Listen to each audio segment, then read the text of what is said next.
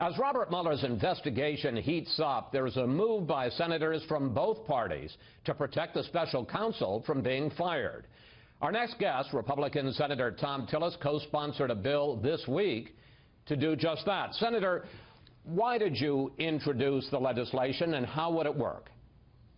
Well, the reason we introduced the legislation, this is something that I talked about last year and the year before under the Obama administration. What this legislation does is codify the current procedures within the Department of Justice. The only thing it adds is a review after the fact, after a special counsel's been removed, subject to a three-judge panel, so that we can make sure that it was done for proper cause. Your co-sponsor, Democratic Senator Chris Coons, said that the reason that this bill was introduced, and it's up on the screen, to expressly design to restrain the president's power to act in an abrupt and inappropriate way. Now, you say you'd been thinking about this for years, but there seems to be some belief, and this certainly is backed up by what Senator Coons said, concern about this president and his reaction, very negative reaction, to Special Counsel Robert Mueller's investigation. Well, I think that's right. That's why we put the effective date back to the date of the hire of the current special counsel. But this is an opportunity. Oftentimes when you have the other party in the White House, people want these kinds of things, but they don't have the majority support to do it. This is an opportunity to put something on the books that applies to this current situation, but it will be in effect going forward. This is very important. It's an important part of what we need to do to reestablish the public trust in the Department of Justice.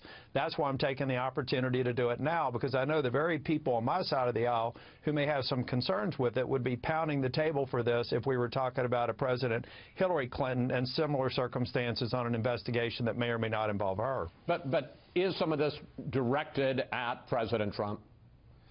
Well, there's no question that it is, because of clearly the date that we've made the bill retroactive to. But this is about the Department of Justice. This is about my confidence in the Attorney General and my confidence in a Department of Justice to move forward in an appropriate manner. We just want to have, we don't want to restrict the administration's authority or the Department of Justice from removing a counsel. We just want to make sure to the American people they can be convinced it was done for the right reasons. Well, let's talk about confidence or lack of confidence in the Justice Department in this investigation. President Trump has, over recent months, as you know, called the Russia investigation a hoax and a witch hunt. Here's what he said this week. The Russia story is a total fabrication. It's just an excuse for the greatest loss in the history of American politics. That's all it is. Senator, do you think the Russia story is a total fabrication and a hoax? I don't know. I think what we have is an investigation that if we allow it to lead to its conclusion, we get a definitive answer to that question. I don't believe that the investigation is a witch hunt, for example. I think that this is just a way to put this behind us because, Chris, there's so many other things that we want to get to: health care, tax reform, infrastructure. I'm trying to do everything I can to remove these distractions so that I can continue to support the president's agenda. What do you make of the big news this week that the special counsel is taking his investigation to a grand jury?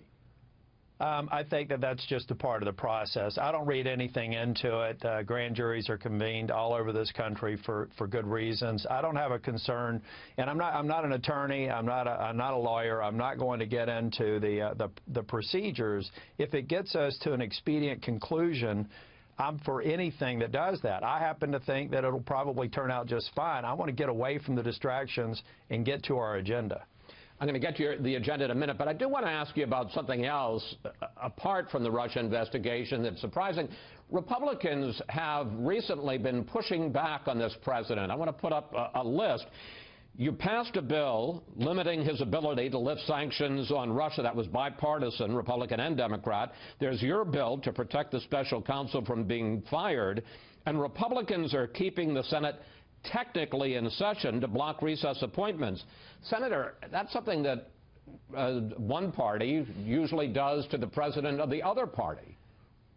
Well, I think actually maybe the Republicans should get some credit for showing independence and not necessarily deferring to a White House that happens to share their party. One of the mistakes that Congresses have made over the past 70 or so years is convey a lot of authority down the street that they should have never allowed to leave the Congress. Take a look at the deference that's made to all these bureaucrats writing regulations with very little control on the part of Congress. There's a number of things now that I think we should focus on that wrestle back power that is appropriately centered in the Congress, not down the street. Let's turn to health care. It's not about this president. This is about institutional. No, this is about our institution. Let's turn to health care. The president said that Congress should stay in session and should move and try again to repeal and replace Obamacare. Senate Republican leaders decided to go on recess and are talking now about, quote, moving on from health care. Where are you on this, sir?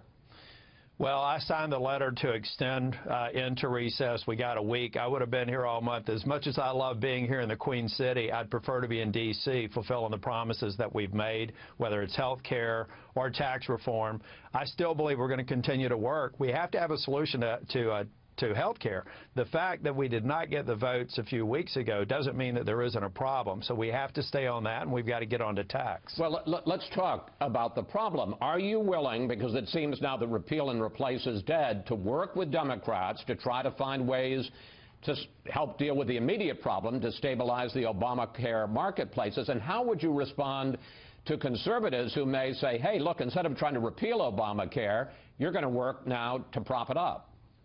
Well, I think that propping up a failed platform is problematic. I'm willing to look at anything that may soften the blow as we continue to convince our colleagues on the other side of the aisle and some in my own conference that we have got to fix this problem. I will continue to support a measure that would go through reconciliation, the 51-vote threshold. I'm willing to look at what the Democrats may be willing to offer. The problem is the going-in position seems to be nothing more than nipping around the edges at a failed Obamacare platform, and we simply can't do that. We can't sustain it. It will continue to destabilize the markets, and I think it will put people at risk far more so than what we tried to get done 2 weeks ago. In the time we have left, let's do a lightning round. Quick questions, quick answers. One of the things that you have to do when you get back is to raise the debt limit, or the country is going to default on its obligations for the first time in history. Are you willing to pass a clean bill without attaching any spending cuts to it?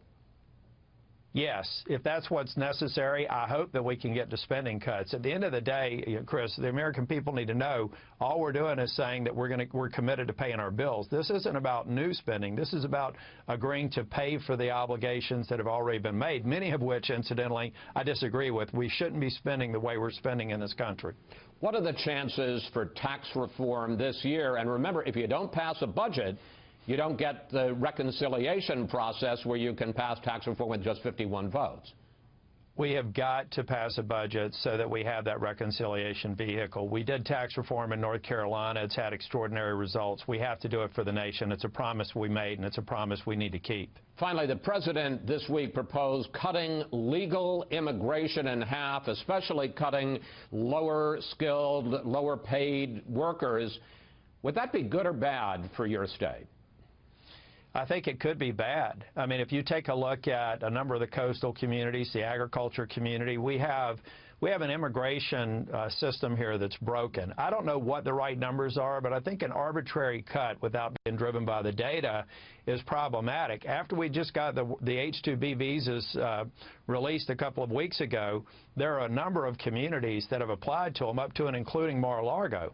So there's obviously a need out there that's not being fulfilled by the indigenous workforce, and it puts American jobs at risk if we don't get this policy right. I'm glad that Senators Perdue and Cotton offered something, at least gets the debate going, but now let's just get to the facts and make sure that we're not harming American businesses and American jobs by doing this in a way that's not driven by information. Senator Tillis, thank you. Thank you for joining us, sir. Thank you.